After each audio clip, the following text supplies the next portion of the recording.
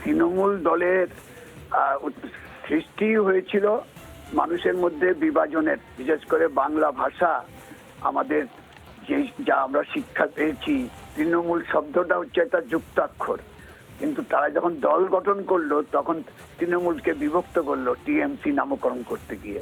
স্বাভাবিকভাবেই এই বিভক্ত করা, মানুষের মধ্যে বিভেদ তৈরি করা নানা ধর্মের নামে, বর্ণের নামে, সম্প্রদায়ের নামে, এটাই হচ্ছে এখন তৃণমূলের মজ্জায় ঢুকে গেছে। যার ফলে এই ফিরহাদ হাকিম যা যা মন্তব্য করছেন সবগুলি হচ্ছে এই মানুষের মধ্যে বিভাজনের জন্য এবং বিভাজনের লক্ষ্যে।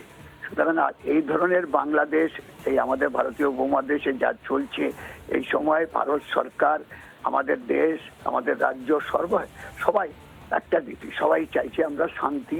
রবীন বাবু, তাহলে তৃণমূলের উদ্দেশ্য কি? ছিন্নমূল করে দেওয়া? তৃণমূল মুশকিল হচ্ছে মানুষকে বিভক্ত করা, এবং তার মধ্য দিয়ে তারা যে দুর্নীতির আবর্তে ঢুকেছে, সমস্ত কিছু একেবারে রেশন থেকে শুরু করে নিয়োগ দুর্নীতি, সব কিছুতে দুর্নীতি দুর্নীতি দুর্নীতি, ওটাই হচ্ছে ওদের সবচেয়ে বড় এখন লক্ষ্য। এবং সেই জায়গাতে সেটাকে আড়াল করার জন্য যা যা করতে হয়, মাঝে মাঝে কিছু কিছু ভালো ভালো কথা, কিছু শব্দ ব্যবহার করে, এর বাইরে মানে নজর ঘোরানো। বারংবার খবরের শিরোনামে উঠে আসছে ফিরহাদ হাকিম, একটার পর একটা তার মন্তব্য, এবং সেই মন্তব্যকে কেন্দ্র করে কার্যত বিতর্কের ঝড়। প্রথমে তিনি সংখ্যালঘু থেকে সংখ্যাগুরু হওয়ার কথা বলেছিলেন, আর এবার উর্দু প্রশিক্ষণের কথা বলছেন ফিরহাদ হাকিম, রাজ্যের মন্ত্রী তথা কলকাতা পুরসভার মহানাগরিক। ফিরহাদ হাকিমের সেই বক্তব্য প্রথমে আপনাদের সামনে তুলে ধরবো, যেখানে তিনি স্পষ্ট করছেন উর্দু শেখা জরুরি, এবং আগের মন্তব্যের সাফাই দিয়ে তিনি বললেন সংখ্যাগুরু করার কথা বলেননি, মানুষকে শিক্ষিত করার কথা বলেছেন, এমনটাই দাবি মেয়র ফিরহাদ হাকিমের। তার কথা বুঝতে হলে আগে উর্দু শিখতে হবে। রিপাবলিক বাংলার প্রতিনিধিকে বললেন মেয়র, বাংলা থেকে উর্দু শেখা বাধ্যতামূলক, সেই প্রশ্ন ইতিমধ্যেই রাজ্যের মানুষও তারা করতে শুরু করে দিয়েছেন। যদি মুসলিম সমাজ যেখানে শিক্ষা দরকার, সেখানে যারা পিছিয়ে আছে তাদের শিক্ষার অগ্রগতির কথা বলেছে। শিক্ষায় অগ্রগতিতে তারা সম্পূর্ণ হবে। অশিক্ষিত আমার দেশে কেউ থাকবে না, সে যে কোনো ধর্মের মানুষ হোক। আমি এটা কিন্তু আমি কোনো ক্লারিফিকেশন দিচ্ছি না, এটা আমার মত, সেটা বলছি। আপনি গিয়ে প্রোগ্রাম করবেন যে এই তো নিজের পাল্টালো, না পাল্টায়নি, সেদিনও যা বলেছি আজকেও। যদি মুসলিম সমাজ যেখানে শিক্ষা দরকার, সেখানে যারা পিছিয়ে আছে তাদের শিক্ষার অগ্রগতির কথা বলেছি। শিক্ষায় অগ্রগতিতে তারা সম্পূর্ণ হবে। অশিক্ষিত আমার দেশে কেউ থাকবে না, সে যে কোনো ধর্মের মানুষ হোক। আমি এটা কিন্তু আমি কোনো ক্লারিফিকেশন দিচ্ছি না, এটা আমার মত, সেটা বলছি। আপনি গিয়ে প্রোগ্রাম করবেন যে এই তো নিজের পাল্টালো, না পাল্টায়নি, সেদিনও যা বলেছি আজকেও। ফিরহাদ হাকিমের বক্তব্য আপনাদের সামনে তুলে ধরলাম, কিন্তু এখানে প্রশ্নটা হচ্ছে একটা, এই বাংলায় বাংলা ভাষাভাষী মানুষ তারা বাংলা কথায় কথা বলবেন, নাকি উর্দুতে কথা বলবেন, নাকি অন্য কোনো ভাষায় তারা কথা বলবেন বা মত প্রকাশ করবেন, সেটা সম্পূর্ণ এই রাজ্যের মানুষের একটা মৌলিক অধিকারের মধ্যে পড়ে। কিন্তু কলকাতা পুরসভার মেয়র তথা রাজ্যের মন্ত্রী মমতা বন্দ্যোপাধ্যায়ের ক্যাবিনেটের অত্যন্ত গুরুত্বপূর্ণ দায়িত্ব যার কাঁধে রয়েছে, সেই মন্ত্রী তিনি যে মন্তব্য করেছেন তার প্রেক্ষিতে দাঁড়িয়ে কার্যত সমালোচনার ঝড় ওঠাটা খুব স্বাভাবিক বিষয়।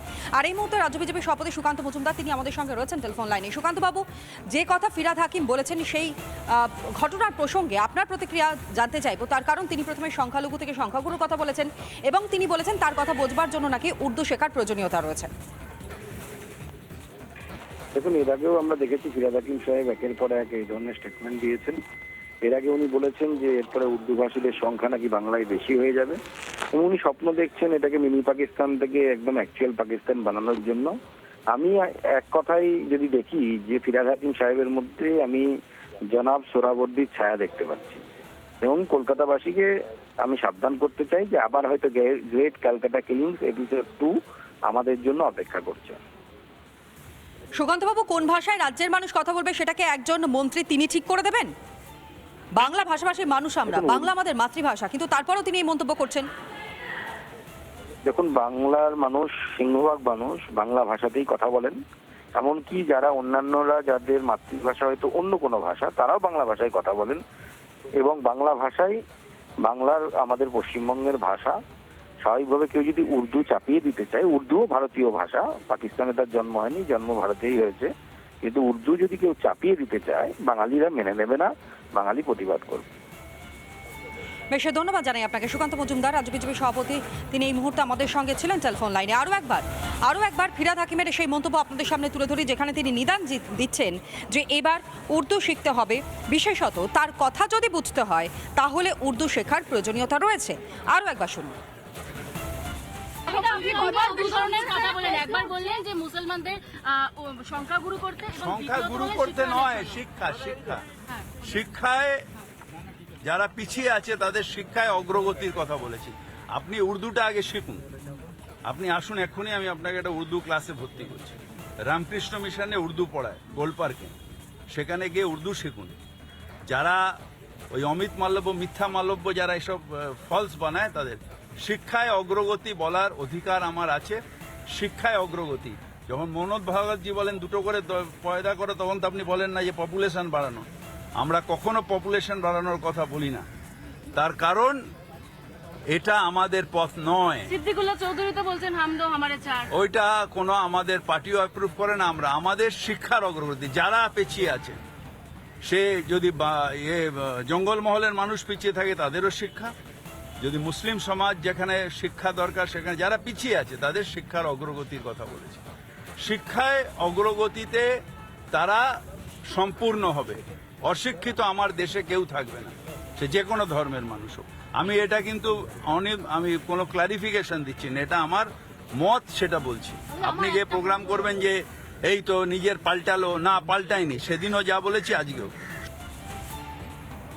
ফিরহাদ হাকিমের বক্তব্য আপনাদের সামনে একেবারে স্পষ্ট, অর্থাৎ আপনাদের সামনে আমরা তুলে ধরলাম যেখানে উর্দু শেখা জরুরি বলছেন।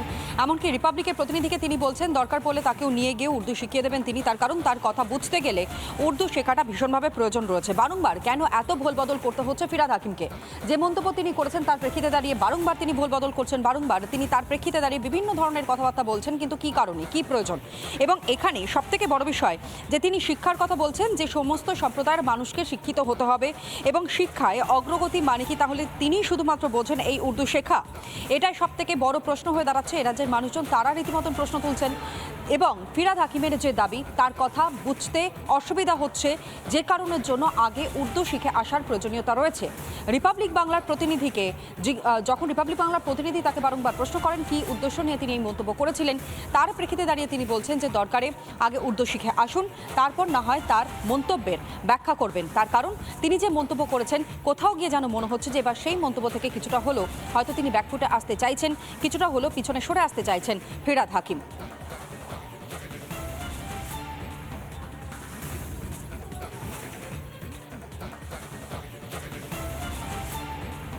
আপনি দুবার দু ধরনের কথা বলেন, একবার বললেন যে মুসলমানদের সংখ্যাগুরু করতে, এবং সংখ্যাগুরু করতে নয়, শিক্ষায় যারা পিছিয়ে আছে তাদের শিক্ষায় অগ্রগতির কথা বলেছি। আপনি উর্দুটা আগে শিখুন, আপনি আসুন এক্ষুনি, আমি আপনাকে একটা উর্দু ক্লাসে ভর্তি করছি। রামকৃষ্ণ মিশনে উর্দু পড়ায় গোলপার্কে, সেখানে গিয়ে উর্দু শিখুন। যারা ওই অমিত মাল্লব্য, মিথ্যা মাল্লব্য যারা এসব ফলস বানায়, তাদের শিক্ষায় অগ্রগতি বলার অধিকার আমার আছে। শিক্ষায় অগ্রগতি, যখন মনোজ ভাগবতজি বলেন দুটো করে পয়দা করে, তখন তো আপনি বলেন না যে পপুলেশন বাড়ানো। আমরা কখনো পপুলেশন বাড়ানোর কথা বলি না, তার কারণ এটা আমাদের পথ নয়। সিদ্দিকুল্লাহ চৌধুরী তো বলছেন হাম দো হামারে চার, ওইটা কোনো আমাদের পার্টিও অ্যাপ্রুভ করে না। আমরা আমাদের শিক্ষার অগ্রগতি, যারা পিছিয়ে আছে, সে যদি জঙ্গলমহলের মানুষ পিছিয়ে থাকে তাদেরও শিক্ষা, যদি মুসলিম সমাজ যেখানে শিক্ষা দরকার সেখানে যারা পিছিয়ে আছে তাদের শিক্ষার অগ্রগতির কথা বলেছি। শিক্ষায় অগ্রগতিতে তারা সম্পূর্ণ হবে।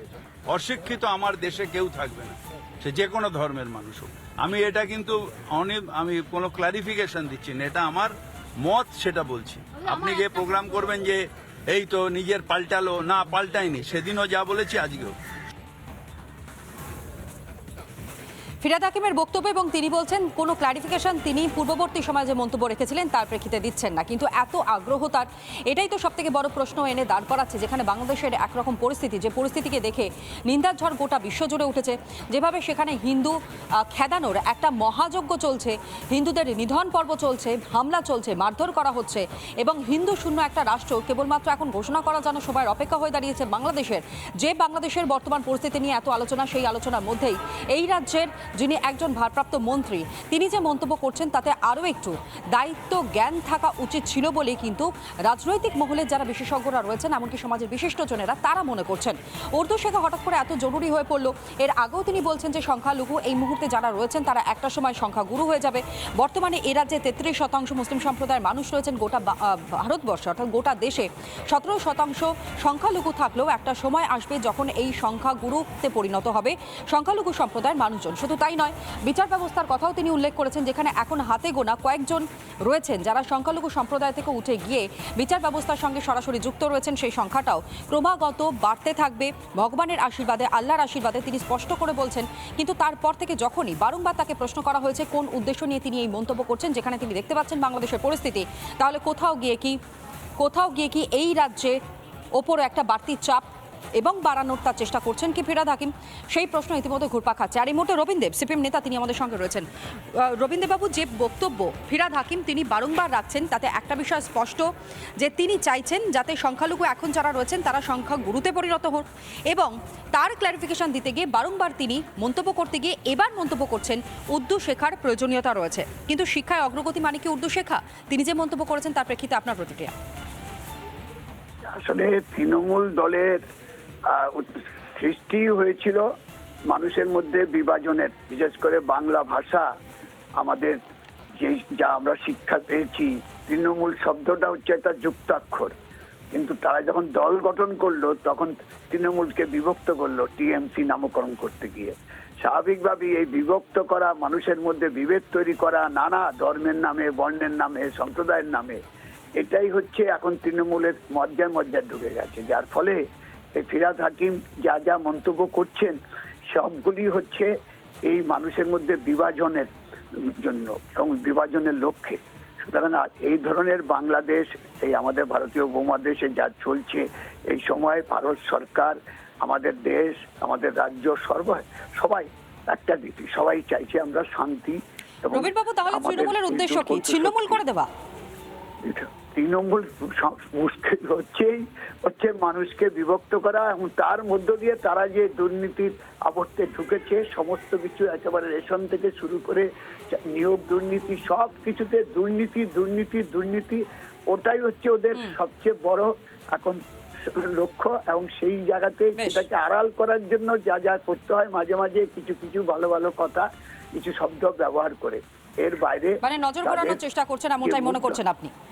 ধন্যবাদ জানাই। সিপিএম নেতা রবীন্দ্র তিনি ছিলেন এই মুহূর্তে আমাদের সঙ্গে টেলিফোন লাইনে।